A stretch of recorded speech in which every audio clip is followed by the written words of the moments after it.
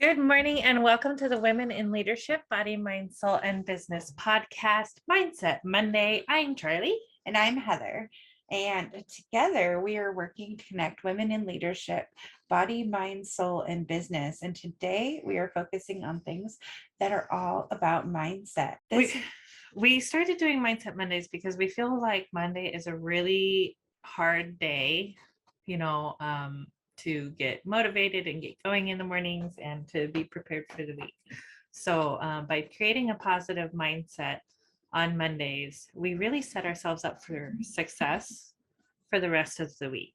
And we wanted to share that and some tools with you along the way. Yes, Angela and I had Angela Wallace. If you've listened to the show, you should know who she is. I would hope so. Go back and listen to some of her podcasts if you don't.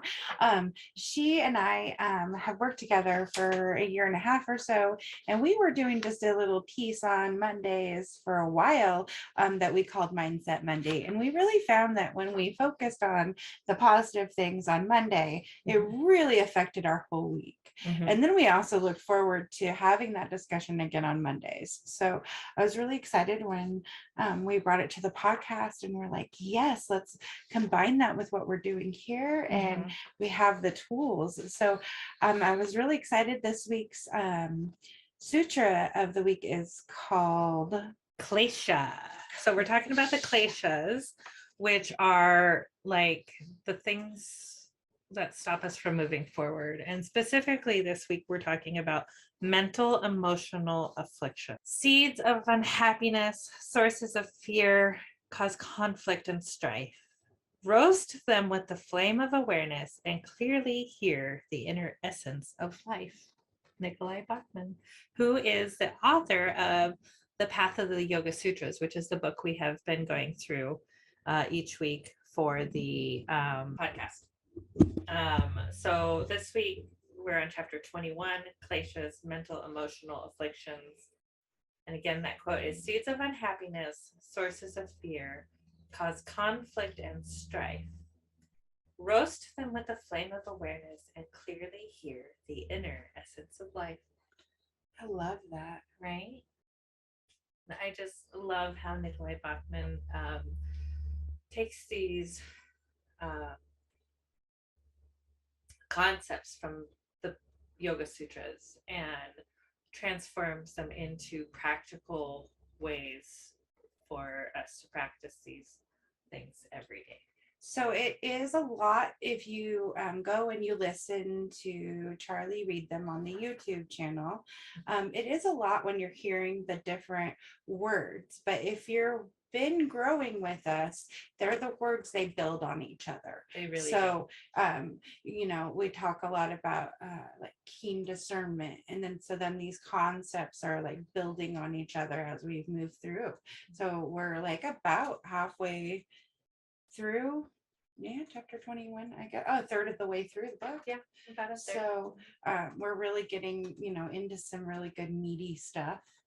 Yeah, and this book, The Path of the Yoga Sutras, it's really set up in a way where you could do one chapter each week and it takes you through the whole year, because it was an accident. 52 chapters, and I'm not sure if that was on purpose or on accident, but it was an accident for us. And I just think that that's really, really important. But then our other topic this week is putting time in a box. I was like, what does putting time in a box mean? So time boxing is a time management technique that limits the amount of time you spend on a task. So instead of working to completion, you work on something for a specific amount of time before moving to the next task. This is using the Parkinson's law that basically says when you take your task is going to take as long as you give it time for, and you put in 20% of your effort is what gives you most of your results. So like 80% of that time you're just putting it off, right? You're just letting it pass you by, and then at it's almost deadline time and you put in that huge burst of effort that was about 20% of the time. It sounds like my final papers in college, right? Right. Last minute. Okay, I'm gonna make this sound really awesome. So if the deadline is way off, we procrastinate, but always seem to get it done in time. Well, this is how we harness that power now. So we're going to use some time blocking to help us harness that power. Why do we want to harness power of time? Because I hear all the time people saying, I don't have time. I don't have time for that. And it's one thing you can never get back is time. And it's always used as an excuse, but we all have the same 24 hours in a day. So how are some people more productive than others? And this is a time hack to help people be more productive. Right. And you can also look at it this way, that you can make more of everything but time. You can always make more money. You can always do more, make more, whatever, but you can never make more time. I'm reminded of my grandma jokingly would say, like, go ahead and hit the kids. We can make more of them. We can make more where they came from. Right. When the kids are playing in the road. Not that we want you to do that to your children. It's just, you know, it was a joke, right? Like you can always have more of them, but you can't have more time, right? So if we're forcing ourselves to focus on one task, and we make that one task our priority, it helps us ignore the other distractions. Setting time helps you reduce procrastination and motivates us to take on the distasteful tasks or projects, especially then afterwards if you like schedule a reward task, right? I like to kind of sandwich, like I'm going to do something I really like, and then I'm going to do something I really don't like, and then I'm going to do something I like again. And that way I'm still getting my cleaning done, but I'm still getting to do the things that I like to do. Those avoidance tasks aren't being avoided because you're like, okay, I have to get this done before I get to go do this other thing that I really want to do. It's like this little award at the end, right? And I mean, reward tasks are like making Canva graphics. Right. You know, the things that I enjoy reward to do. Tasks are the fun ones. Time limit too, because you're using a time block, forces us to finish or not focus us to finish a project, but not be so focused on making it perfect along the way. Right. Because we can get lost in that trying to be perfect. And I get stuck there, right? Like I can't make this perfect, and I just freeze. Like that's something that I notice about myself. Yeah, because you get overwhelmed with the details. And then the other thing about time blocking is it helps us to learn how long something actually takes to do. So by adding a time limit, are you getting it done in like half the time? Or, you know, is this taking, like, I put time for this and I still didn't finish it. I put time for it and I still didn't, like, I didn't know this task was going to take me 5 hours, but I worked on it every day for an hour every day. Like, and I finally got it done. Like, so it really gives you an idea of how long a task should actually take. Right. And I think that's really good to realize how long a task actually takes, is because, you know, it helps you with the planning, but then it also helps you with the follow through. Right. Like when you tell somebody that something's going to be done by a certain time, but you didn't schedule enough time to get it done by then it feels like you're letting them down because it wasn't done in time. So if you're letting yourself down because you didn't follow through, right, it becomes a whole thing. And then you have the negative mindset, and then the task becomes negative, and then you're like spiraled down this path of I can't do this. Right. So we avoid that mental emotional spiral that we take ourselves on by managing our time a little better.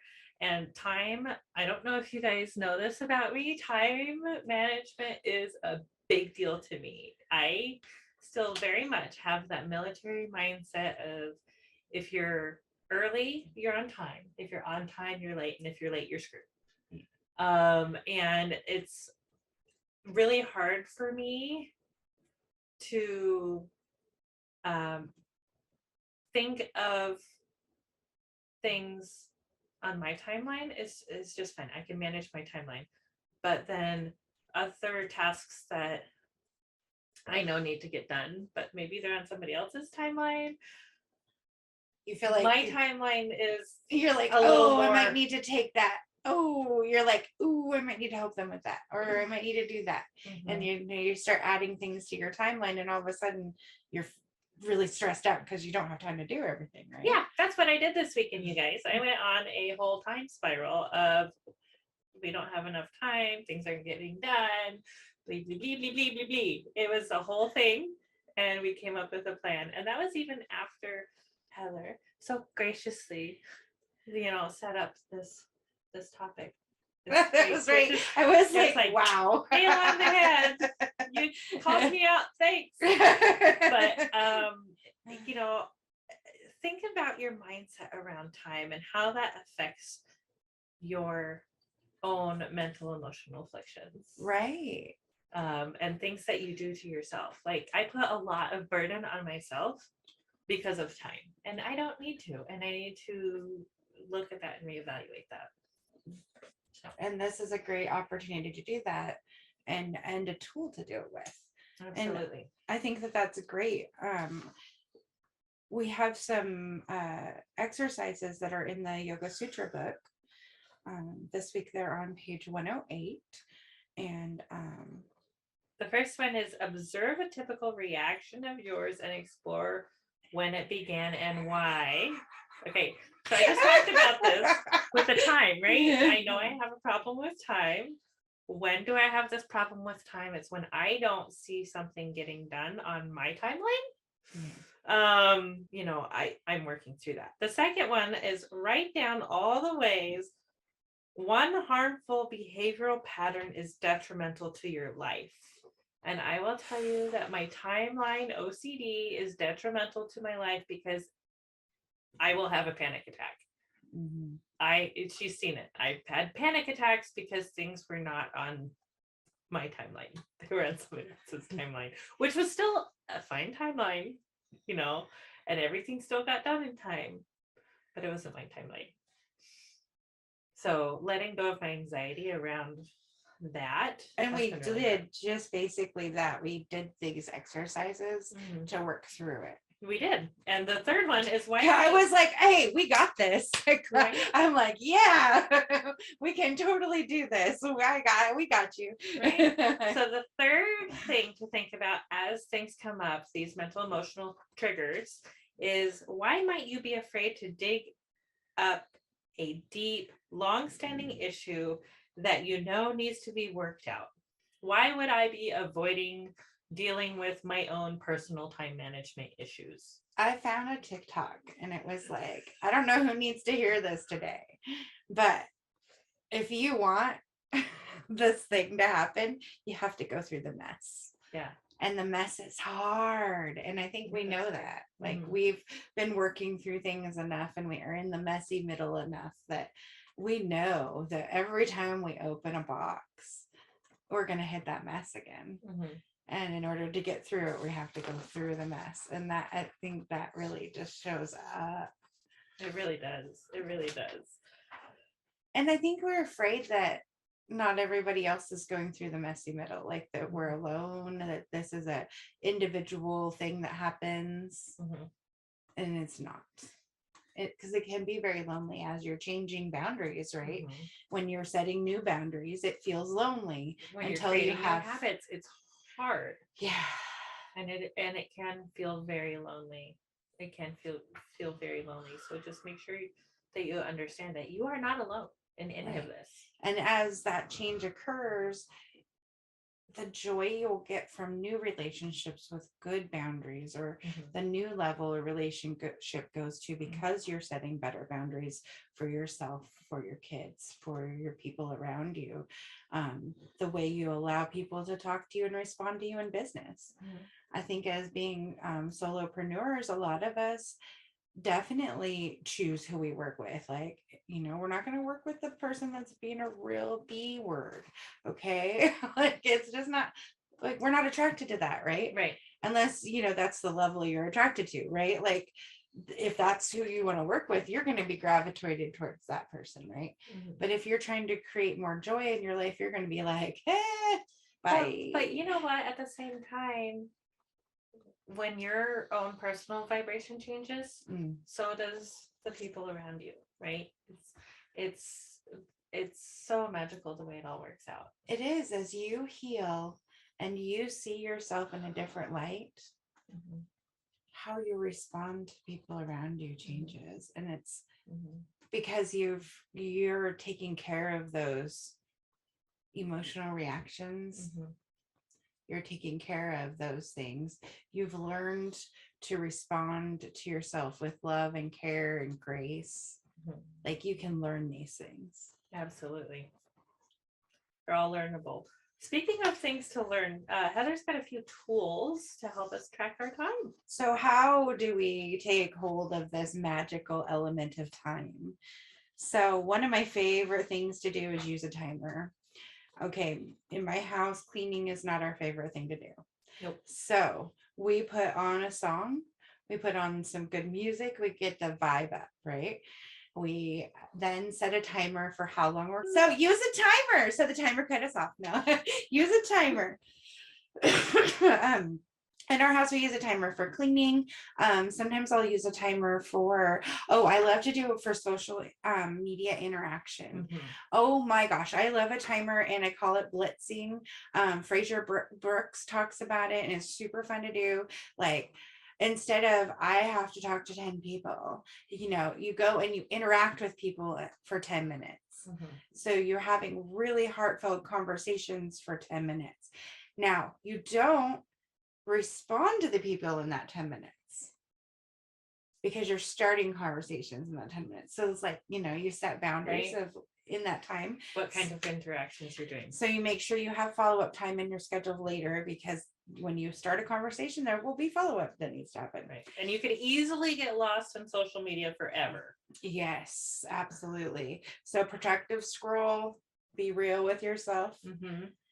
Choose tasks. Pick the order of the tasks that you need to get done. Sandwich the hard ones and the least favorite tasks with the ones you like or are less stressful for you.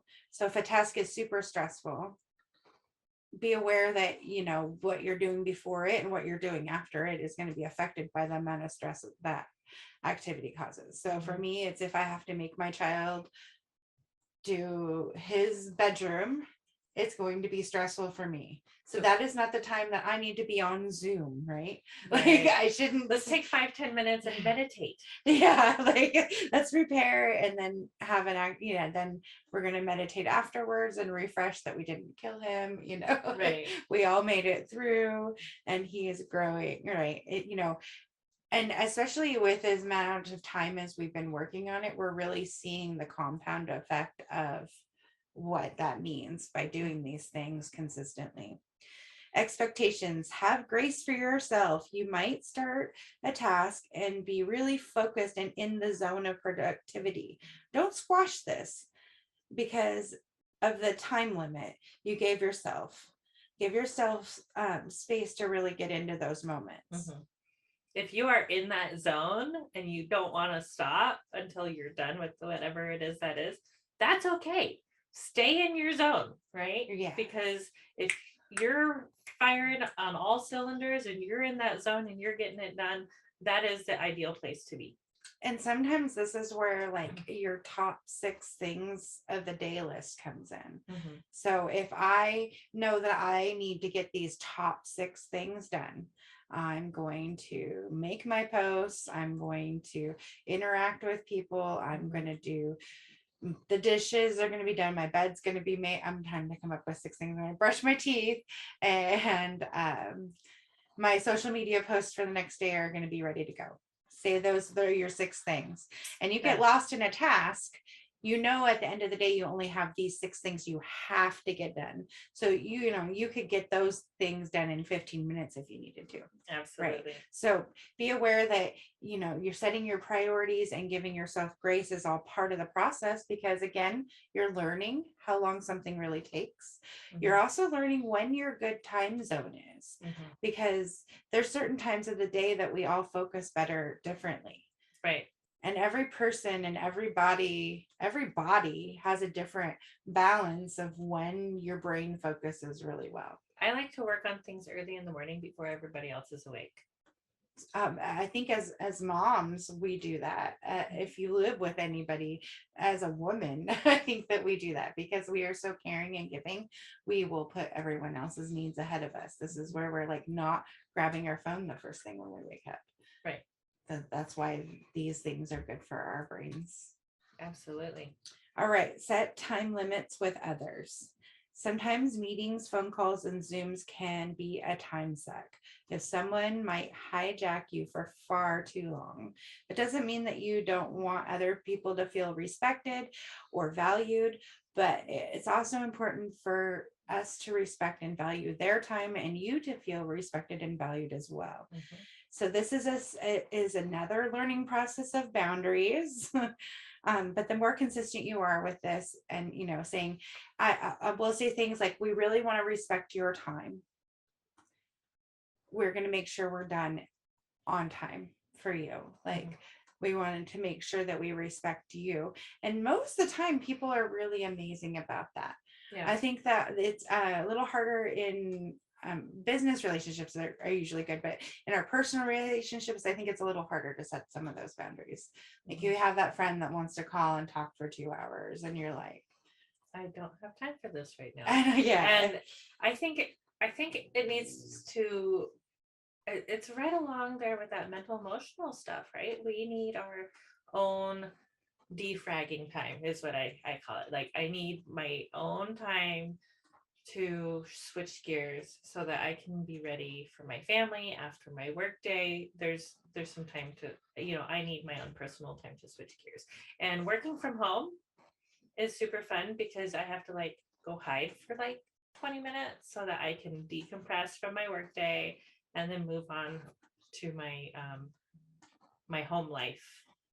So you don't feel like you're working 24 hours a day. Exactly. Like, and you have to create that for yourself. Mm-hmm. Like, does that mean you pick up and all of the computer stuff goes in the bag? Like, what does it look like for you to transition? And I'm putting that in there, putting that on your block. Like, this is my transition time. This is what I'm going to do to have my end of work ritual and maybe before I go home ritual, quote unquote. Now, remember back in the day when we used to like hang up the phone on the wall, right? That was very satisfying, being able to hang up on somebody and slam the phone down. You can't really do that on a cell phone. I mean, you could, but you might break your phone. But it's just as satisfying to close your laptop at the end of the day. Like, I'm done. Bloing. All done. And that's it. You're done for the day. Yeah. So in pressing the button to like shut down the computer at the end of the night if you have a tower or I think however it is you shut down at the end of the day, find that little bit of joy in that. Be like, I'm done. Bye-bye. That's right. And I think we got to take that moment of, ooh, wow, I did a good job today. And I think that's a piece we miss, right? Like there's that. I hadn't thought about reward yourself for a job well done every day. Yeah. So the quote from the 52 Small Changes for Your Mind, which is the book that we're using to talk about these topics this week, is make use of time, not the advantage slip. And not let advantages slip. Oh my goodness. William Shakespeare. No make use of time, let not advantage slip. Thank you. That old I was English like, wait a second. I was like, am I reading this funky? What? But I was like, when you said it, I'm like, oh, it's William Shakespeare. Like, okay, I got it. That's why sometimes we practice things. All right. So check your email. The new newsletter will be coming out soon. And if you are not part of the newsletter, go to our website, www.womeninleadershipbsmb.com. All one word, all, no spaces, no underscores, nothing, just all those letters together, and you will find us and you can sign up for the newsletter. Women in Leadership, BSMB.com. Whoop, whoop.